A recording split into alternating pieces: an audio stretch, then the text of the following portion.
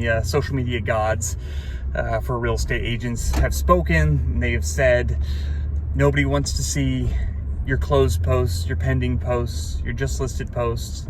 And I do a lot of those. I thought, hey, I thought people liked these, but looking back, maybe they're right. So I did just have a closing, and I couldn't go 10 minutes without telling somebody that I closed something. How would they know that I'm active? But no, I did think it would be a little more interesting and a better learning environment, I guess, if I kind of talked about some of the things that we ran into on the closing. I'm just going to turn right here because I don't think a left turn is going to happen at this juncture in the day.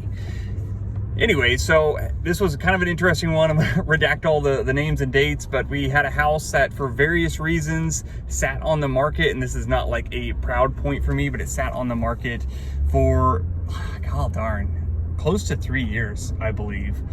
And it was mostly because we couldn't price it appropriately, because too much was owed on the property for what it was. And again, there are various reasons, not a lot of them not even the seller's fault. It just is what it is. So sat for a long time. Guy went under contract 3 times. The first 2 times, the loans just couldn't sustain the house condition and various reasons there as well. And we finally got her done, actually with a cash deal, which is great. Everything went smooth on that deal, but it does show persistence.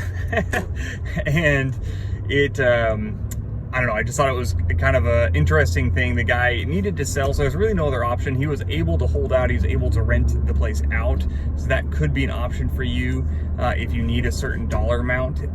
You can sell things for less than you owe on them, but it means you're going to be paying to come to closing as a seller.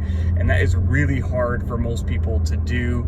So anyways, that is an option that we didn't have for this particular one. So we waited for 3 years. The market finally caught up to where it was a viable price. I think the buyer is happy. I think the buyer, in fact, got a pretty good deal for what they're going for there. And yeah, that was good and interesting. And it's just goes to show, as all the people that say to invest in real estate, and I am one of them, that it's going to make you rich. It surely can. You also have to be careful, because this one ended up being a big money hole for this guy over the years. He had moved out and pipes froze and various things happened that just cost him more and more and more. And by the end, he was just like, thank God this is off my roster. And sometimes that is a decision that you need to make. Don't keep throwing good money after bad money. So if you've got something that is a hole in your pocket, whether it's a boat, which is a sure hole in your pocket if you own a boat, but if we're talking real estate, it may be time to look and see if you're actually making money. Some people don't even know if they're making money on an investment property.